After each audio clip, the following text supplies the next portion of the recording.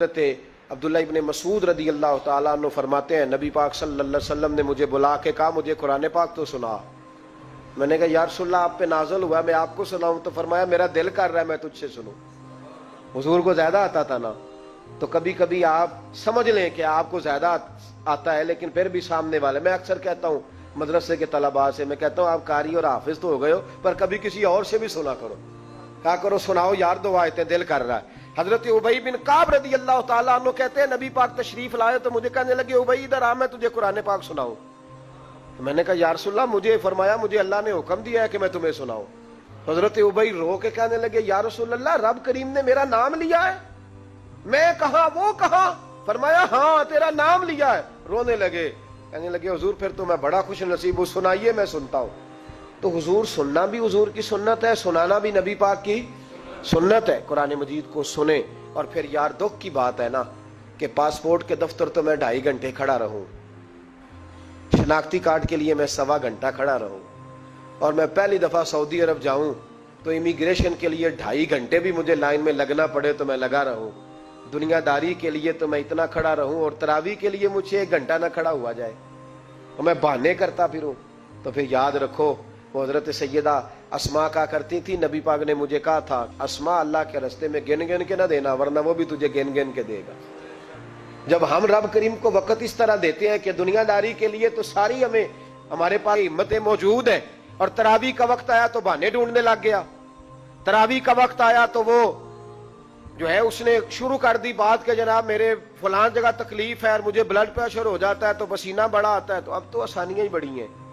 صحابہ کہتے جب ہم مسجد نبی میں نماز پڑھنے جاتے تھے بارش ہوتی تھی تو مسجد میں پانی کھڑا ہوتا تھا, کیچڑ کھڑا بن جاتا تھا, تو ہم اپنی جھولیوں میں خشک مٹی ڈال کے لے جاتے تھے, اپنی اپنی جگہ بچھا لیتے مٹی, اور پھر ہم نماز پڑھتے تو ہمارے پیشانیوں پر بھی مٹی لگ جاتی. تو ایک صحابی جھاڑ رہے تھے تو نبی پاک نے فرمایا نہ جھاڑ, جب تک چہرے پہ رہے گی فرشتے درود بھیجتے رہیں گے.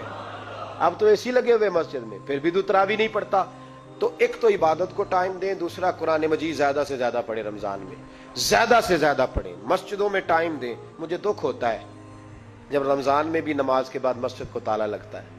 اگر ہم سارے آئیں مسجدوں میں, ہم رمضان شریف کے اندر وقت دیں, جس کے پاس ٹائم ہو وہ آ کے بیٹھ جائے قرآن مجید کھول لے, تو میرا خیال ہے کہ مسجدیں بھی ہمیں دعا دیں گی کہ دیکھو ہر وقت انہوں نے میرے اندر تلاوت کی. ایک اور بات بھی عرض کرنی ہے, یہ مجھے کہا گیا ہے میری اپنی طرف سے نہیں, یہ مجھے رکا دیا گیا ہے. کہہ دوں پکے نمازی ناراض تو نہیں ہو جائیں گے؟ جو پکے نمازی ہیں مسجدوں کے وہ میرے ساتھ وعدہ کریں ناراض تو نہیں ہو جائیں گے؟ نہیں تسی نہیں بول دے تساں ہو جانا, پکے بول دے نہیں پے, پکے گھور دینے پے. پکے نمازی, یہ پکے نمازیوں سے بات, ناراض تو نہیں ہو جائیں گے؟ یہ بول کے بتائیں انشاءاللہ کہیں. کچے نمازیوں کو شکوہ ہے کہ پکے نمازی رمضان میں ہمیں گھورتے ہیں, اور رکھے دیے مجھے انہوں نے, کہتے ہیں پکے نمازی کہنے فصلی بٹیرے آ گئے. یہ زیادتی ہے, یہ ظلم ہے.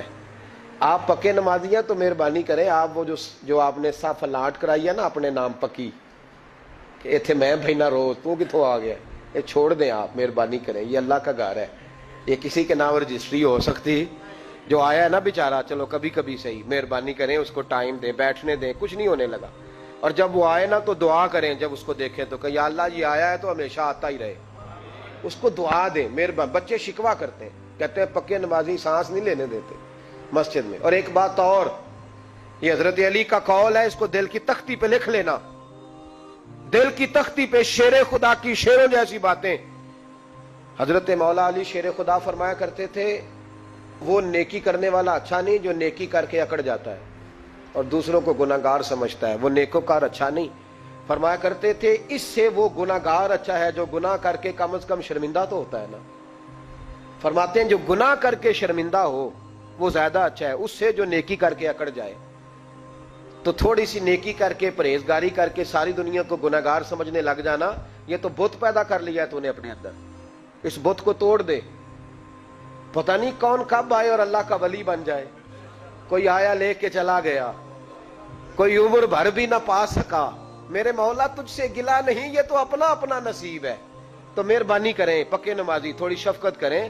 یہ میں سب سے نہیں کہہ رہا, جو گھورتے ہیں صرف ان سے کہہ رہا ہوں.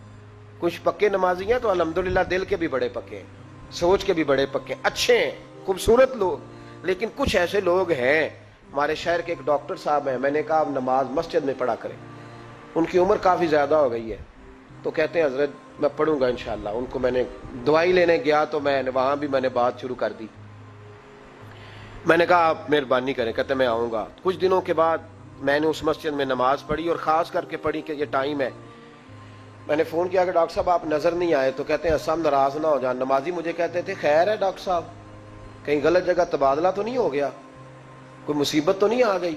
تو کہتا ہے مجھے شرم سی آتی ہے کہ نمازی اس طرح، ویسے بھی میں گیا نہیں، 60 سال عمر ہو گئی، تو اب نمازی تو یہ آپ کیا کر رہے ہیں؟ ہم کوئی اللہ کی رحمت کے منشی ہیں کہ ہم سے پوچھ کے وہ دے گا جس کو دے گا؟ کیا کرتے ہو؟ او بھائی، حضرت باجدید بستامی رحمت اللہ تعالی علیہ جیسے لوگ کہا کرتے تھے جنہوں نے ساری زندگی جھوٹ نہیں بولا، حرام نہیں کھایا، فرماتے تھے الفن کہتا ہوں، بالغ ہونے کے بعد نماز قضا نہیں کی، لیکن پھر بھی کہا کرتے تھے دعا مانگو میرا رب مجھ سے حساب نہ پوچھ لے، حساب والا نہیں ہوں میں، درگزر والا ہوں، عدل کریں تے تھر تھر کمبن اچیاں شانہ والے، یہ تو فضل کریں تے بخشے جامن میرے جے منہ کالے۔ تو مہربانی کریں، آگے چلیں، رمضان شریف میں سخاوت کرنی ہے۔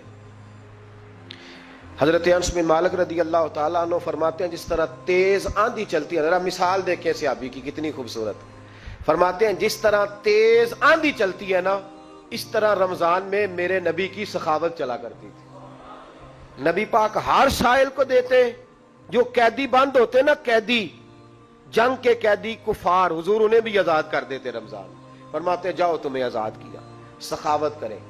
اور میرا مشورہ ہے اس دفعہ غریبوں سے غریب سخاوت کریں، نسخہ دے رہا ہوں امیر ہونے کا، تو سخی ہو جا، رب کریم تجھے امیر کر دے گا، سخی بن جا۔ مالا والے سخی نہیں ہوندے تے سخیاں کول مال نہیں ہوندا، ایتھے اوتھے دوواں جہان نہیں، سخی کنگال نہیں ہوندا، سخی بن جاؤ۔ میرے نبی پاک علیہ السلام نے فرمایا بندہ کبھی بھی جیب کا سخی نہیں ہوتا، سخی وہی ہوتا ہے جو دل کا ہوتا ہے۔ غریبوں کو میرا مشورہ ہے کہ 10 روپے دو، لیکن رمضان میں روز دینا، ہر شام دینا، غریبوں کو ساتھ بٹھاؤ، روٹیاں کھلاؤ، افطاریاں کراؤ، غریبوں کے گھروں کے اندر سوٹ پہنچاؤ، مدارس کے طالب علموں کو کپڑے خرید کے دو، جو کچھ نہیں دے سکتا وہ ایک مسواک لا کے دے، ڈیوٹی کرو، اپنے دائیں بائیں غریبوں کا خیال رکھو۔ جن گھروں میں اکثر دیکھتے ہو کہ دال کا شاپر جاتا ہے، وہاں رمضان شریف میں صبح صبح گوشت پہنچاؤ، مہربانی کرو۔ غریب امیر تو کسی کو تب دے گا جب اس نے ووٹ لینے ہوں گے، وہ تو وہاں زکوٰۃ دے گا جہاں سے اسے پتا ہوگا کہ میری تعریف اچھی ہوگی، وہ تو مسجد میں اس وقت خرچ کرے گا جب اس کا نام بار بورڈ پہ لکھا جائے گا۔ غریبوں، تم نے ظلم کیا ہے، اگر تم اپنی 4 غریب بھائی مل کے ایک غریبنی بہن کا خیال رکھتے تو اس غریبنی کو محلے کے چودھری کے پاس نہ جانا پڑتا۔ اگر 4 غریب بھائی ایک غریب بھائی کا خیال کر لیتے، تھوڑے تھوڑے جو صاحب حیثیت تھے، تو وہ مجبور نہ ہوتا۔ مہربانی کرو۔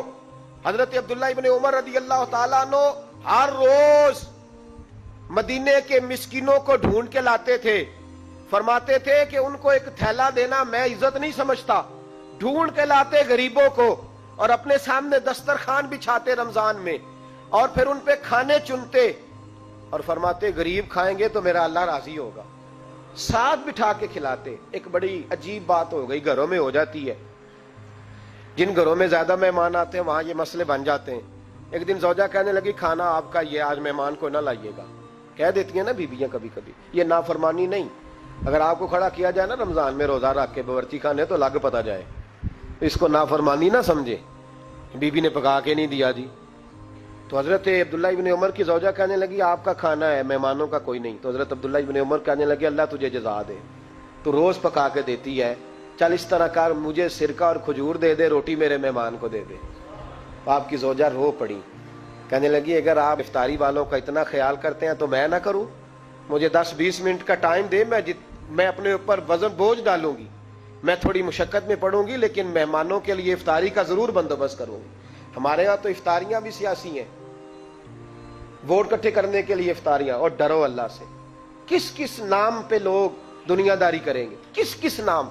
غریبوں کو کھلاؤ کھانا جن کو سارا سال گوشت ملتا ہے ان کی۔ میں کل یونیورسٹی میں کہہ رہا تھا کہ بڑا ہاتھی ہوتا ہے پر بادشاہ شیر ہوتا ہے، اس لیے کہ شیر ہفتے میں 1 دن گوشت کھاتا ہے، اگر روز کھائے نا تو اس سے بھی نہ اٹھا جائے جس طرح ہم سے نہیں اٹھا جاتا، اس سے اٹھا کوئی نہ جائے، وہ ہفتے میں ایک دن کھاتے۔ مگرمچھ سب سے دلیر جانور ہے دریائی جانوروں میں سے، لیکن 24 گھنٹے میں 700 گرام کھانا کھاتی ہے، اور شیر کا بھی پنجہ پکڑ لے تو شیر چھڑا نہیں سکتا، روٹی کھا کے تو حال ہی کوئی نہیں قوم کا۔ تو مہربانی فرمائے، فاقہ آپ کو طاقتور کرے گا، اور جتنا زیادہ انسان کھاتا ہے شہوانی قوتیں زیادہ ہوتی ہیں، اس لیے نبی پاک نے کہا تھا نوجوانوں کو یا شادی کر لو یا روزے رکھا کرو۔ اگر زیادہ روٹیاں کھاؤ گے تو تمہارے اندر نفسانی اور شہوانی قوتیں زیادہ پروان چڑھیں۔ تو مہربانی فرمائے رمضان میں غریبوں کے فاقوں کا خیال کریں، انہیں پہنچا کے آئیں، گھر جا کے دے کے آئیں۔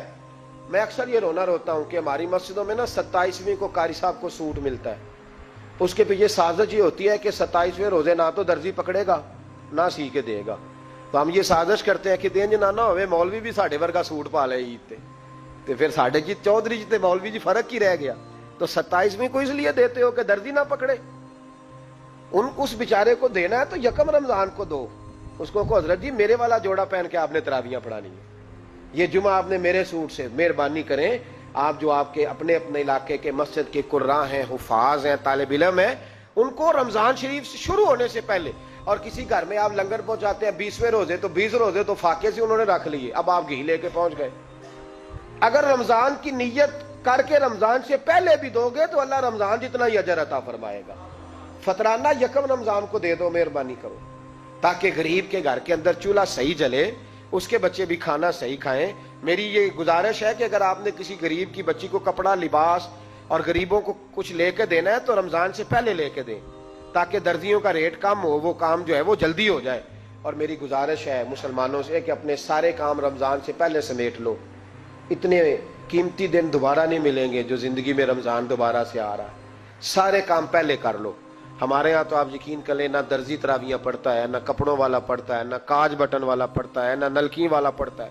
وہ کہتے ہیں جی راشی سارا ان دنوں میں، وہ جو آخری 10 راتیں ہوتی ہیں نا رمضان کی، حضرت عائشہ صدیقہ رضی اللہ تعالیٰ عنہ فرماتی ہیں حضور ہمیں نفل کے لیے نہیں جگاتے تھے، پر رمضان کے آخری 10 دن فرماتے اٹھو، یہ سونے کا ٹائم نہیں، اور ہمارا وہی ٹائم سارا بازاروں میں گزر جاتا ہے، وہ جو کچھ لینے کا وقت ہے، شب قدر تلاش کرنے کا وقت ہے، وہ سارا ہم بازاروں میں گزارتے ہیں۔ ہم انشاءاللہ تعالی رمضان کی آخری 10 راتوں میں شب بیداری کریں گے، محفل کریں گے، تلاوت کریں گے، تسبیح پڑھیں گے، جو ہم سے ہو سکے گا، مسجدوں کا رخ کریں، یہاں پہنچ سکتے ہیں تو یہاں پہنچ جائیں، لیکن اپنا وقت ضائع نہ کریں، کوئی ایسا کام نہ کرے کہ جس میں ایک لمحہ بھی رمضان المبارک کا ضائع ہو۔ آخری بات سنیں، رمضان میں ہم نے کیا کرنا ہے؟ سارا سال دین کے لیے کوشش کی ضرورت ہے، سارا سال ہم جب کہیں جا کے دین کی بات کرتے ہیں تو ہمیں ایسا لگتا ہے کہ یہ لوگ بیچارے ترس رہے تھے کہ کاش کبھی پہلے ہمیں بات سننے کو ملتی۔ دین کی بات کی ہر وقت ضرورت ہے۔ رمضان کے اندر لوہا گرم ہوتا ہے، کیوں بھلا؟ شیطان قید ہو جاتا ہے۔ پہلے جب دین کا کام ہوتا ہے تو دو قوتیں آپس میں لڑتی ہیں، ہم تبلیغ کرتے ہیں، ایک دوسرے کو پیغام دیتے ہیں، شیطان جواب کے اندر کیا کرتا ہے کہ جب ہم یہاں کسی آدمی نے بات کی یا سنی تو بڑا دل نرم ہو گیا، لیکن جب گھر گئے تو شیطان نے پھر وسوسہ ڈال دی۔ رمضان میں ایسے نہیں ہوتا، صرف تبلیغ ہوتی ہے، شیطان قید ہوتا ہے، وہ کوئی غلط مشورہ دینے کی پوزیشن میں نہیں ہوتا۔